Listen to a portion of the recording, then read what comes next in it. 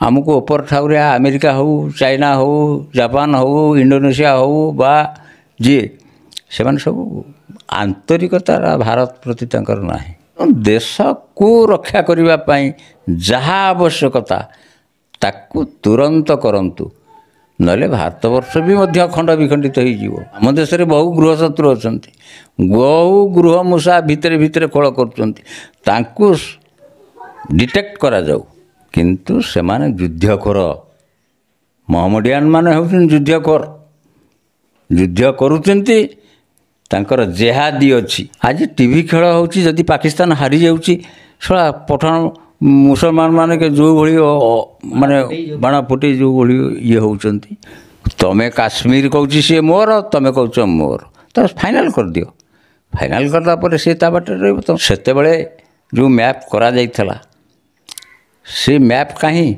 से मैप को किए मानुची आगे पंचशील नीति करथला किए पंडित जवाहरलाल नेहरू चाइना ताको अवमानना कला युद्ध कला भारतर क्षयक्षति है तेणु जहाँ नीति नियम होची कौन से राष्ट्र ताको मानिया पे राजी नुहति ना पाकिस्तान सहित संपर्क आमे जतिकी तिक्तता करुची आमको ओपर ठाउरे अमेरिका हो चाइना हो जापान हो इंडोनेशिया हो बा जी से सब आंतरिकतार भारत प्रति तंकर नाही जदि अच्छी कि तुम आज भारत में सन्त्रासवादी मैंने पशिक पर्यटक को माइले काली तुम देश में मारे अमेरिका भाया जो ट्रेड सेंटर ताकू भी भांगीदेला सी अमेरिका से बड़ी शक्तिशाली राष्ट्र होती पाकिस्तान मारला तेणु सी खोजी खोजी तक मारला तेणु से भाया आमर मनोभाव आमर से भाई चिंताधारा आम भारतीय लोक मान हृदय सब जाग्रत हो देशर देश मातृकार सेवा करने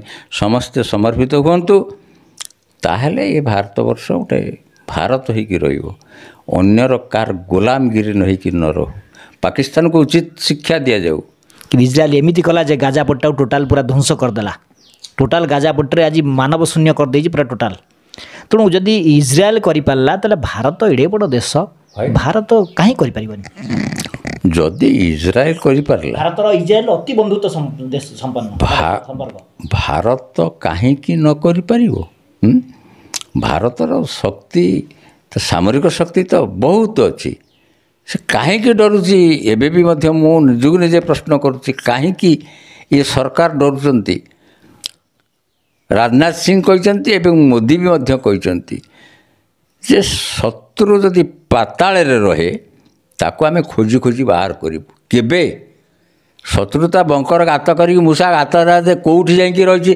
तार भी मध्य पता पाऊना तार अर्थनैतिक दुर्बलता करदेले आमे आज तार अर्थनैतिक दुर्बलता करवा ताको पानी दबानी ताको खाद्य दबानी तार रप्तानी आमे करवानी सी अन्य कौट का देश तुम्हें तो बर्तमान भारतवर्षर जो कार्यक्रम होती तो अन्य राष्ट्र मैंने भितरिया समर्थन दौरान तेणु ये संभवकर कहीं पारुनि किसी लोक अच्छा मोदी की प्रशंसा कर लोक कांग्रेस को कहते कांग्रेसर नीति बदल कथबार्ता आप तार बदल जिते सब राजनैतिक दल सब अच्छा भारतवर्ष से नीति गत निष्पत्ति नहीं पारुना ऑल पार्टी मीटिंग रे बसते समस्ते स्वीकृति देले तापर मुहूर्त पाकिस्तान सपक्ष किसी किसी विवृत्ति बाहर जोटा कि आम देश प्रति विपद पाकिस्तान गुइंदा संस्था भारतवर्ष में बुलूंट ताकू कौन तुम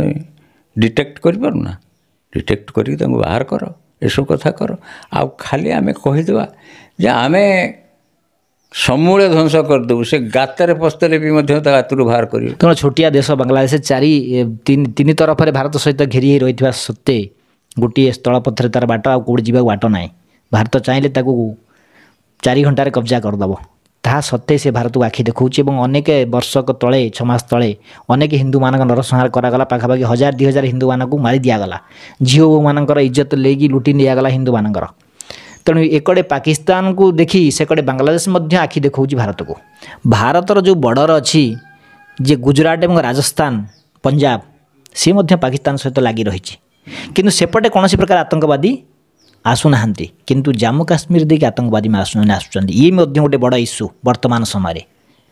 ତାହେଲେ କ'ଣ କହିବେ ସେ ବିଷୟରେ? ମୋଟାମୋଟି ଭାବରେ କହିବାକୁ ଗଲେ ଭାରତର ରଣନୀତି ଅତୀତରେ ବାଂଲାଦେଶ ସୃଷ୍ଟି କରିଥିଲା ଭାରତ। ଶେଖ୍ ମୁଜିବୁର ରହମାନଙ୍କୁ ଯେତେବେଳେ ଗାଦିଚ୍ୟୁତ କରାଗଲା, ମାରି ଦିଆଗଲା, ଏସବୁ କଥା ଇତ୍ୟାଦି, ସେତେବେଳେ ଭାରତ ତାକୁ ସାହାଯ୍ୟ କରିଥିଲା। କିନ୍ତୁ ଆଜି ସେଇ ଲୋକ, ସେଇ ଦେଶର ଏକ୍ସ ପୋଲିସ ବା ଏକ୍ସ ମିଲିଟାରୀ ଅଫିସର, ସିଏ କହୁଛି ଯେ ଆମେ ଭାରତ ପ୍ରତି ଆମେ ଭାରତକୁ ଆକ୍ରମଣ କରିବୁ। କାହାର ସହାୟତା ନେଉଛନ୍ତି ସେମାନେ? ଆମେ କହୁଛୁ ସିଏ ମୋର ବନ୍ଧୁ, ବନ୍ଧୁ ଭିତରେ ଚେର କାଟୁଛି। ଏକଥା କ'ଣ ଏ ସରକାର ବୁଝିପାରୁନାହାନ୍ତି? ତେଣୁ ଦେଶକୁ ରକ୍ଷା କରିବା ପାଇଁ ଯାହା ଆବଶ୍ୟକତା ତାକୁ ତୁରନ୍ତ କରନ୍ତୁ, ନହେଲେ ଭାରତବର୍ଷ ବି ମଧ୍ୟ ଖଣ୍ଡ ବିଖଣ୍ଡିତ ହୋଇଯିବ। ପାକିସ୍ତାନ କ'ଣ ଖଣ୍ଡ ବିଖଣ୍ଡିତ ହୋଇଛି? ଆମ ଦେଶରେ ବହୁ ଗୃହଶତ୍ରୁ ଅଛନ୍ତି, ବହୁ ଗୃହ ମୂଷା ଭିତରେ ଭିତରେ ଖୋଳ କରୁଛନ୍ତି। ତାଙ୍କୁ ଡିଟେକ୍ଟ କରାଯାଉ। ଆମେ କହୁଛେ ଆମେ ଧର୍ମ ନିରପେକ୍ଷ ରାଷ୍ଟ୍ର, ଆମ ଉପରେ କିଏ ଆଟାକ୍ କଲେ ଆମେ ତାର ପ୍ରତି ଆଟାକ୍ କରିବୁ। ପାକିସ୍ତାନରେ ପୋଷା ହେଉଥିବା ସନ୍ତ୍ରାସବାଦୀମାନେ ଭାରତରେ ପଶିକି ନରସଂହାର କଲେ, ଏଇଟା କ'ଣ ଯୁଦ୍ଧ ନୁହେଁ କି? ତେଣୁ ଯୁଦ୍ଧ ଯଦି ସେମାନେ କରିଲେ ଆମ ଲୋକଙ୍କୁ ଆମ ସୀମାରେ, ଆମ ଭାରତରେ ମାରିଲେ, ତାହେଲେ ଆମେ କାହିଁ ଯାଇ ତାଙ୍କ ସୀମାରେ ପଶିକି ନ ମାରିବା? ଏ କେଉଁ ନୀତି? ଆଉ ସେ ପଞ୍ଚଶୀଳ ନୀତି ନେହେରୁ କରିଥିଲେ, ସେ ନୀତି ଆଉ ନାହିଁ, ତାକୁ ଚାଇନା ଉଲ୍ଲଂଘନ କଲା। ବର୍ତ୍ତମାନ ନୀତିରେ ଯେସାକୁ ତେସା ନୀତି ଅବଲମ୍ବନ କଲେ ଭାରତୀୟ ଲୋକମାନେ ଶାନ୍ତିରେ ଟିକେ ରହିବେ। ସିଏ କହୁଛି ମୁଁ କେତେବେଳେ ପରମାଣୁ ବୋମା ଫୋପାଡ଼ି ଦେବି। ସେ କେଉଁଠି ଫୋପାଡ଼ି ଦେବ? କିଛି ଲୋକ କ୍ଷୟକ୍ଷତି ହେବେ। ଯେମିତି ଆମେରିକା ଜାପାନରେ ହିରୋସୀମା ନାଗାସାକିରେ ଯେମିତି ପରମାଣୁ ଅସ୍ତ୍ର ପ୍ରୟୋଗ କରିଥିଲା, ସେଠି କୃଷ କ'ଣ ନେଇ? ଆଉ ତୁମେ ଦେଶ ଜଗିବ କ'ଣ? ଦେଶର ଲୋକଙ୍କୁ ସୁରକ୍ଷା କ'ଣ ଦେବ? ଆମ ଉପରେ ଯେତେବେଳେ ବିପଦ ଆସିବ, ଆମେ ସେ ବିପଦକୁ ଟାଳିବା ପାଇଁ ତାକୁ ପ୍ରତି ଜବାବ ଦେବା। ପ୍ରତି ଜବାବ ବଦଳରେ ଯଦି ଆମେ ନୀରବ ରହିବା, ତାହେଲେ ଏ ପାକିସ୍ତାନ ପଶି ଆସିବ। ଅନ୍ୟ ଦେଶମାନଙ୍କର ସହାୟତା ତାକୁ ଅଛି। ସିରିଆ ବି ସାହାଯ୍ୟ ଦେଉଛି, ସେଠି ଚାଇନା ବି ଭିତରେ ସମସ୍ୟା ଦେଉଛି। ତେଣୁ ଏସବୁ ରାଷ୍ଟ୍ରମାନଙ୍କର ସହାୟତାରେ ସିଏ ଆମକୁ ନାଲି ଆଖି ଦେଖାଉଛି। ଆମର 140 କୋଟି ଲୋକ ଯଦି ପାକିସ୍ତାନ ଭିତରେ ପଶିଯିବେ, ତାର ଜାଗା ମିଳିବନି। କିନ୍ତୁ ଛୋଟିଆ ଦେଶ, ମାନଚିତ୍ରରେ ଭାରତ କେତେ ବଡ଼ ଏବଂ ପାକିସ୍ତାନ କେତେ ବଡ଼, ତା ପ୍ରତି ନିଘା ନାହିଁ। କିନ୍ତୁ ସେମାନେ ଯୁଦ୍ଧଖୋର, ମହମ୍ମଦିଆନ ମାନେ ହେଉଛନ୍ତି ଯୁଦ୍ଧଖୋର, ଯୁଦ୍ଧ କରୁଛନ୍ତି। ତାଙ୍କର ଜେହାଦି ଅଛି, ଧର୍ମ ଯୁଦ୍ଧ ଆମେ କରୁଛୁ। ଆରେ ଧର୍ମ ଯୁଦ୍ଧ କ'ଣ କରୁଛ? ତ ଖାଇବାକୁ ପାଉନା, ଧର୍ମ ଯୁଦ୍ଧ ଥାଳି ଧରିକି ଭିକ ମାଗିଲଣି। ତା ସତ୍ତ୍ୱେ ମଧ୍ୟ ତାଙ୍କର ଭାରତ ପ୍ରତି ତାଙ୍କର ମୁଖ୍ୟ ଉଦ୍ଦେଶ୍ୟ ହେଉଛି ଆମେ କାଶ୍ମୀର ଆମର। ଆରେ ତୁମ କାଶ୍ମୀର କି ଇଏ ଛଡ଼େଇ ଆଣିଛନ୍ତି ବା ଘିନି ଆସୁଛନ୍ତି କି ତୁମେ କାଶ୍ମୀରଟାକୁ ତୁମେ ଜଗୁନା? ତୁମେ ଇଏ ଅନ୍ୟାୟ ଅଲଗା ବାଟରେ କେଉଁଠି ମୂଷା ଗାତ ଖୋଳିକି ଯାଇକି କେଉଁଠି ସୁଡ଼ଙ୍ଗରେ ଯାଇକି ଭାରତ ଭିତରେ ପଶିକି ତୁମେ ସନ୍ତ୍ରାସବାଦୀ ସୃଷ୍ଟି କରୁଛ, ନିରୀହ ଲୋକମାନଙ୍କୁ ମାରୁଛ। ଏଇଟା ଅଶୋଭନୀୟ। ଏ ସମ୍ବିଧାନ ଏହା କହିନେଇ, ଭାରତୀୟ ସମ୍ବିଧାନରେ ଯାହା ଅଛି ଜଣେ ଜଣକୁ ଆକ୍ରମଣ କଲେ ତାର ପ୍ରତି ଆକ୍ରମଣ କରାଯାଏ, ସମ୍ବିଧାନରେ ଅଛି। ତା ନିଜ ଦେଶର ଲୋକମାନଙ୍କୁ ଖାଇବାକୁ ଦେଉନି, ତା ଦେଶ ଭିତରେ ବଲୁଚିସ୍ତାନ, ଗିଲଗିଟି, ତାପରେ ଆପଣଙ୍କର ପିଓକେ, ତା ଭିତରେ ଖାଇବାକୁ ନେଇ ଝଗଡ଼ା ଝାଟି ସବୁବେଳେ ଭାରତ ସପୋର୍ଟରେ ସେମାନେ କରୁଛନ୍ତି। ତାଙ୍କ ଦେଶର ଲୋକମାନଙ୍କ ସେମାନେ ହନ୍ତସନ୍ତ ହେଉଛନ୍ତି, ତାଙ୍କ ଦେଶର ଆର୍ମି ପୋଲିସ ବାଲାକୁ ମାରୁଛନ୍ତି। କିନ୍ତୁ ଭାରତ ପାକିସ୍ତାନ ତା ସତ୍ତ୍ୱେ ମଧ୍ୟ ଭାରତ ଉପରେ ଆଟାକ୍ କରୁଛି। ଏଇ ପ୍ରକାର ଯେଉଁ ନୀତି କହନ୍ତିନି, ଘର ଭିତରେ ଖାଇବାକୁ ନାହିଁ, ଦେଖିଲା ବେଳକୁ ବାହାରକୁ ଦେଖିଲା ବେଳକୁ ନାଲି ଆଖି ଦେଖାଉଛି ଲୋକଙ୍କୁ। ଭାରତରେ ବସବାସ କରୁଥିବା 140 କୋଟି ଜନତା, ପାକିସ୍ତାନର ଜନସଂଖ୍ୟା କେତେ? 22-24 କୋଟି। ତେଣୁ 25 କୋଟି ଲୋକ, ଆମର ଗୋଟେ କଥାରେ ଅଛି, କଡ଼ାକର ଲୋକ ମହତ ସାରି ଦିଏ। କଡ଼ାକର ଲୋକ, ପାକିସ୍ତାନ ହେଉଛି ସେ କଡ଼ାକର ଲୋକ। କିନ୍ତୁ ଭାରତ 140 କୋଟି ଜନସଂଖ୍ୟାକୁ ସେ ଆଖି ଦେଖାଉଛି। ଆଜି ଟିଭି ଖେଳ ହେଉଛି, ଯଦି ପାକିସ୍ତାନ ହାରିଯାଉଛି, ଶଳା ପଠାଣ ମୁସଲମାନ ମାନେ ଯେଉଁଭଳି ମାନେ ବାଣ ଫୁଟେଇ ଯେଉଁଭଳି ଇଏ ହେଉଛନ୍ତି ଯେଉଁ କାର୍ଯ୍ୟକ୍ରମ ରହୁଛନ୍ତି, ତ ଆମ ଭାରତୀୟ ଆମେ ଧର୍ମ ନିରପେକ୍ଷ ରାଷ୍ଟ୍ର, ଆମେ ଧର୍ମ ପ୍ରତି ଆମର ଭକ୍ତି ଅଛି, ଭୟ ଅଛି, ଏସବୁ କଥା ଆମେ କରୁନୁ। କିନ୍ତୁ ଦେଶ ପାଇଁ, ମଣିଷର ଜୀବନ ରକ୍ଷା ପାଇଁ ମଣିଷ ପୁଣି ତ ତାର ସେଲ୍ଫ ପ୍ରୋଟେକ୍ସନ୍ ଦରକାର। ଆମେ ସେ ପ୍ରୋଟେକ୍ସନ୍ ଦେଉନେ। ଆମେ ଗଣତନ୍ତ୍ର ରାଷ୍ଟ୍ର, ଆମେ ମୋଦିକି ଶାସନ କ୍ଷମତାକୁ ପଠାଇଛେ। ମୋଦି ଆମ ପାଇଁ କ'ଣ କରିବ? ଆମ ଦେଶ ସିନା ବଞ୍ଚିଲେ ଆମ ଧର୍ମ ନିରପେକ୍ଷ ରାଷ୍ଟ୍ର ବଞ୍ଚିବ। ଦେଶ ଉପରକୁ ଯେତେବେଳେ ବିପଦ ମାଡ଼ି ଆସୁଛି, ଇଏ ଭାରତୀୟ ଲୋକମାନେ କ'ଣ କରିବେ? ଆଚ୍ଛା, ଏଇ 2 ଦିନ ତଳେ ଦେଖନ୍ତୁ ବରେଲିରେ ଗୋଟିଏ ସ୍କୁଲରେ ମଧ୍ୟ ଯେଉଁ ରାଷ୍ଟ୍ରୀୟ ଗାନ ଅଛି ଜନଗଣ ମନ, ତାକୁ ମଧ୍ୟ ବିରୋଧ କରାଯାଇଥିଲେ। କିଛି ସମ୍ପ୍ରଦାୟର ଲୋକମାନେ ଯାଇ ତାଙ୍କୁ କହିଲେ, ତାଙ୍କ ପ୍ରିନ୍ସିପାଲକୁ, ଯେ ଇଏ ସଙ୍ଗୀତ ରାଷ୍ଟ୍ରୀୟ ଗାନ ଏଠି ବୋଲାଯାଇ ପାରିବ ନାହିଁ। ଯଦି ବୋଲାଯିବ ତାହେଲେ ଆମେ ତୁମକୁ ଏଠି ସ୍କୁଲ କରେଇଦେବୁ, ରଖିଦେବୁ ନାହିଁ। ତେଣୁ ଦେଶ ଭିତରେ ଆଜ୍ଞା ଉପରେ ଏଡ଼େ ବଡ଼ ଜଣେ ସଶକ୍ତ ମୁଖ୍ୟମନ୍ତ୍ରୀ ଯୋଗୀ ଆଦିତ୍ୟନାଥ ଥିବା ସତ୍ତ୍ୱେ ସେ ଜାଗାରେ ମଧ୍ୟ ଏ ପ୍ରକାର ଘଟଣା ଘଟୁଛି। ତେଣୁ ଆକ୍ଚୁଆଲି କ'ଣ ମୋଦି ବଦଳରେ ଯେ ଯୋଗୀ ହେଇଥାନ୍ତେ ବର୍ତ୍ତମାନ ଭାରତର ପ୍ରଧାନମନ୍ତ୍ରୀ, କ'ଣ ଭାରତ ବର୍ତ୍ତମାନ ଏଇ ପ୍ରକାର ରହିଥାନ୍ତା?